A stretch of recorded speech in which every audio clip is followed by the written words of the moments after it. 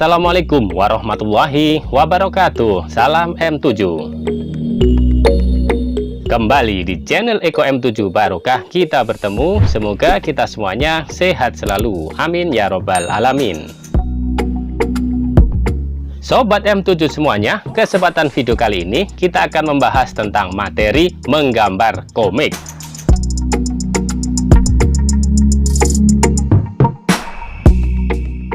Komik adalah karya seni yang terdiri dari komposisi gambar dan tulisan atau huruf sebagai sarana untuk menyampaikan pesan atau cerita melalui teks atau verbal maupun non-verbal.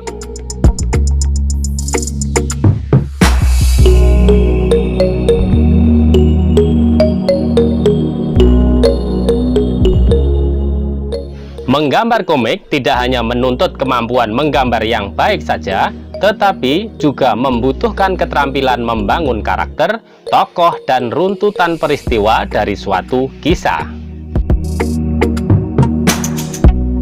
Kemampuan untuk menyelaraskan pesan lewat gambar dan tulisan juga menjadi kemampuan yang harus diasah untuk menciptakan komik yang baik.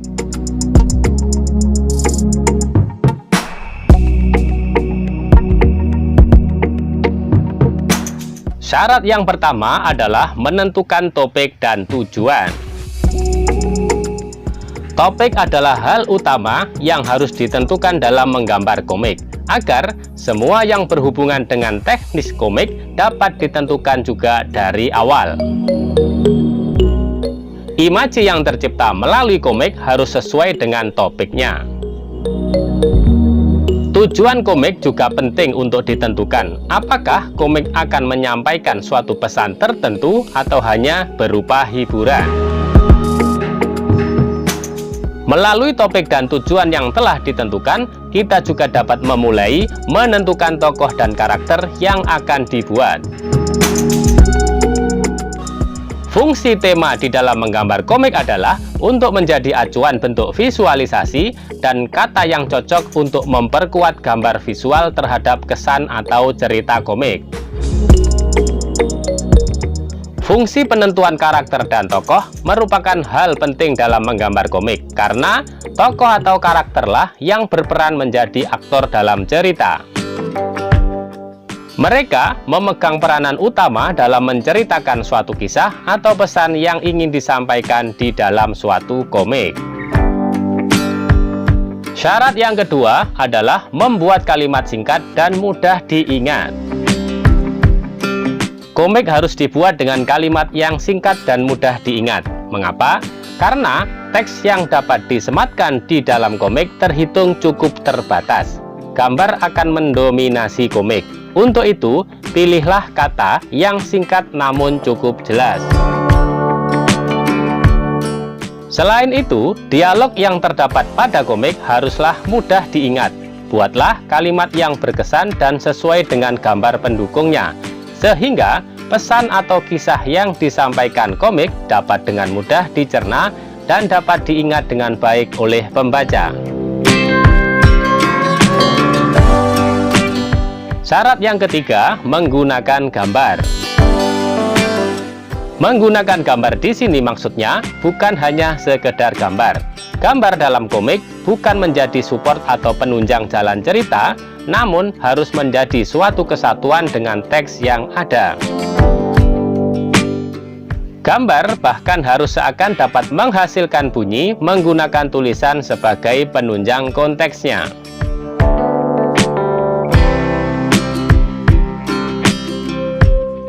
Teknik yang pertama adalah tradisional teknik. Pengertian komik tradisional yaitu komik yang dibuat dengan menggunakan alat serba bahan yang juga tradisional.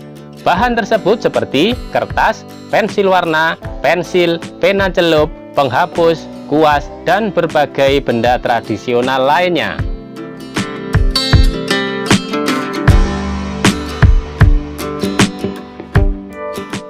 Teknik yang kedua adalah hybrid teknik.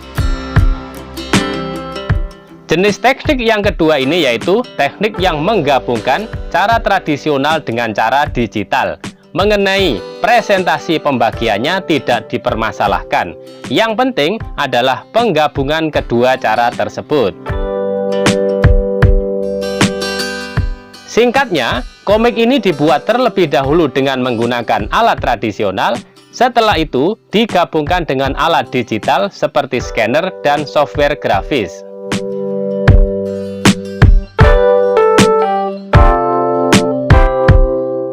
Teknik yang ketiga adalah digital teknik. Untuk jenis teknik yang ketiga ini, murni menggunakan media digital, tanpa adanya bantuan alat tradisional sama sekali. Mengenai alatnya, murni menggunakan software digital seperti aplikasi Adobe Illustrator, CorelDRAW misalnya, atau juga menggunakan perangkat berupa tablet atau Android.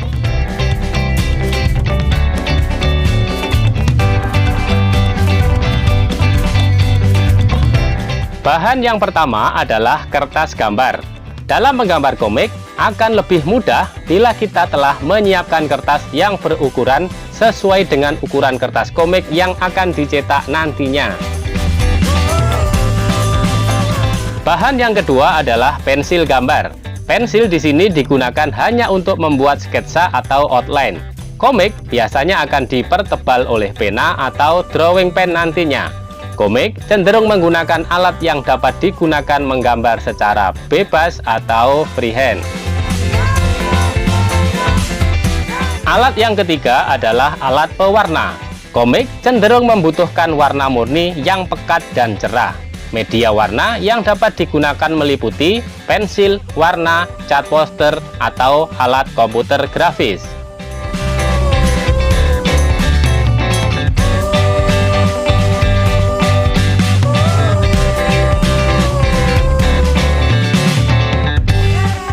Alat yang keempat adalah pena.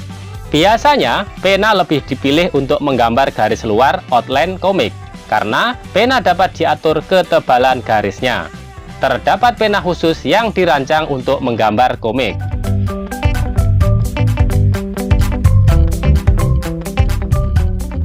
Langkah yang pertama, tentukan tema komik. Yang kedua, tentukan isi atau jalan cerita. Yang ketiga, kembangkan tokoh-tokoh baik secara teks, sifat tertulis maupun gambar karakter. Yang keempat, siapkan latar belakang cerita dengan beberapa sampel visual wujud nyata gambar latar. Yang kelima, buat alur cerita komik jika diperlukan. Yang keenam, siapkan naskah berupa storyboard visual. Yang ketujuh, mulai garap komik. Adegan demi adegan sesuai dengan storyboard dan semua hal yang telah dipersiapkan. Improvisasi sangatlah diperbolehkan. Sebagai catatan, langkah-langkah tersebut hanya berlaku ketika kita benar-benar tidak tahu harus melakukan apa dari awal. Bisa jadi, seorang komikus profesional justru memulainya dari tokoh atau jalan cerita yang telah ia miliki, kemudian tema terbentuk dengan sendirinya.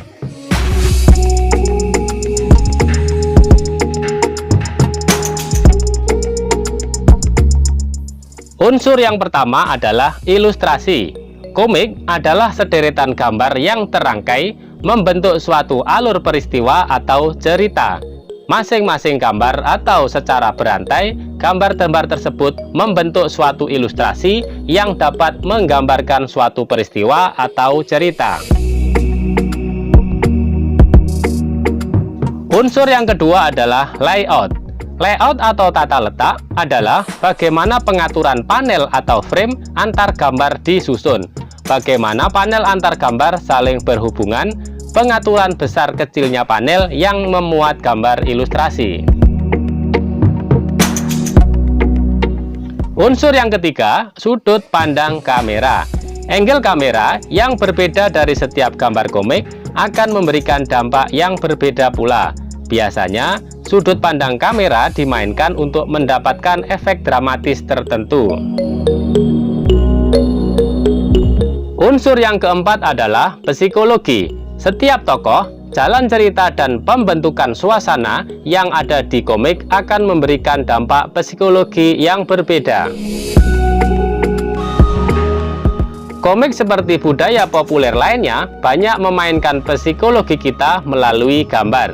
Gambar dibuat meliuk-meliuk untuk membuat kita tertawa.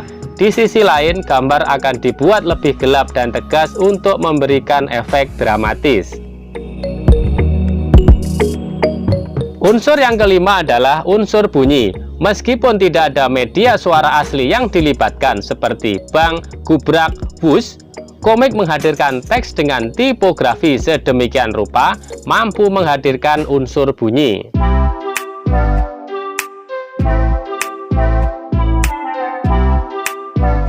Unsur cerita yang pertama adalah tema.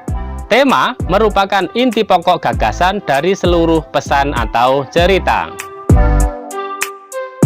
Unsur cerita yang kedua adalah karakter tokoh dan penokohan.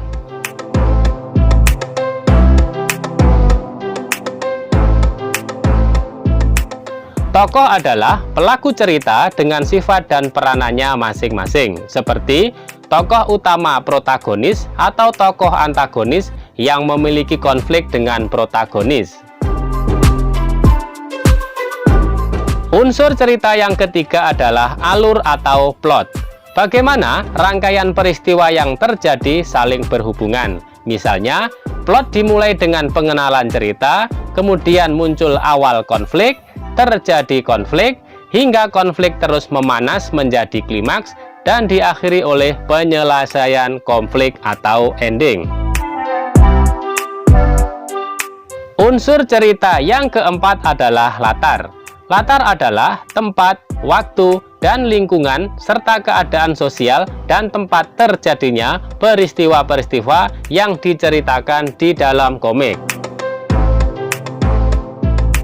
Unsur cerita yang kelima adalah sudut pandang. Cara menyampaikan cerita seperti sudut pandang pertama, aku, dan sudut pandang ketiga, misalnya dia, kita, mereka, dan lain-lain.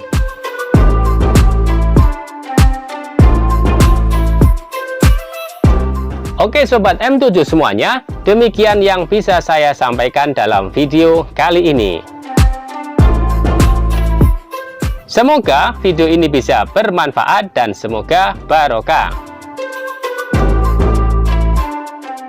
Terima kasih banyak kepada semua pihak yang mendukung sehingga video ini bisa selesai.